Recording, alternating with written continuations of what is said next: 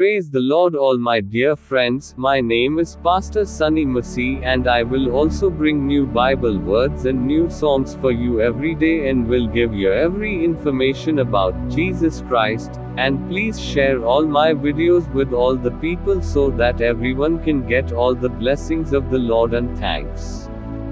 Amen.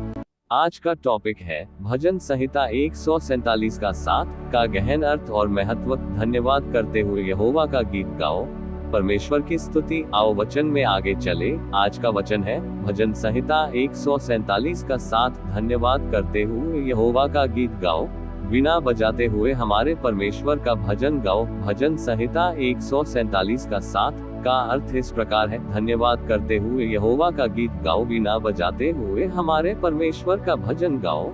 इसका अर्थ है कि हमें परमेश्वर यहोवा का धन्यवाद करते हुए उसकी स्तुति और आराधना में गीत गाना चाहिए। ये वचन हमें प्रेरित करता है कि हम अपने दिल से खुशी और कृतज्ञता के साथ संगीत के माध्यम से परमेश्वर की महिमा करें। वीणा जैसे वाद्य यंत्र का उपयोग करके भजन गाने का उल्लेख करता है, जो उस समय की प्रचलित प्रथा थी।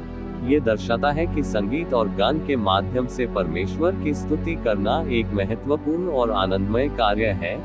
कुल मिलाकर ये वचन हमें हमारे जीवन में ईश्वर के उपकार और कृपा के प्रति आभार व्यक्त करने और उसकी महिमा करने के लिए प्रेरित करता है।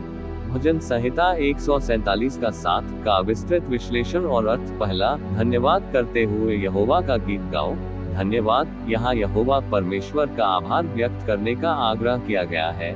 धन्यवाद का अर्थ है परमेश्वर द्वारा किए गए सभी अच्छे कार्यों के लिए कृतज्ञता प्रकट करना। यहोवा का गीत गाओ।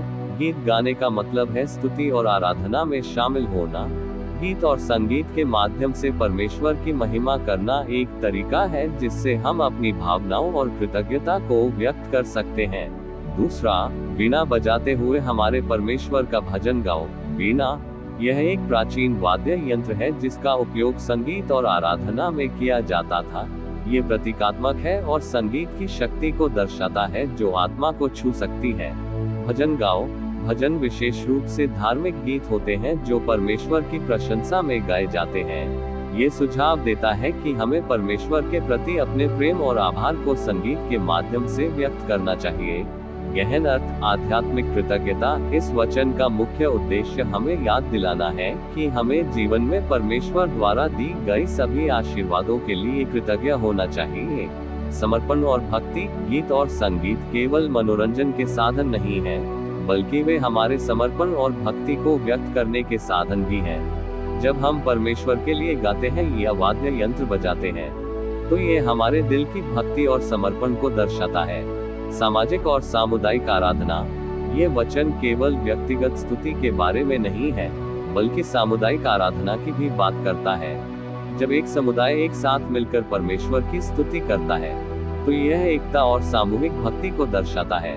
संदेश। ये वचन हमें प्रोत्साहित करता है कि हम अपनी रोजमर्रा की जिंदगी में, चाहे वह सुख हो या दुख, हमेशा परमेश्वर का धन्यवाद करें और उसे अपनी स्तुति और भक्ति के गीतों में याद रखें। ये हमें याद दिलाता है कि हमारे हर अच्छे कार्य और आशीर्वाद के पीछे परमेश्वर का हाथ है, और इसलिए हमें उसकी महिमा करते हुए जीना चाहिए।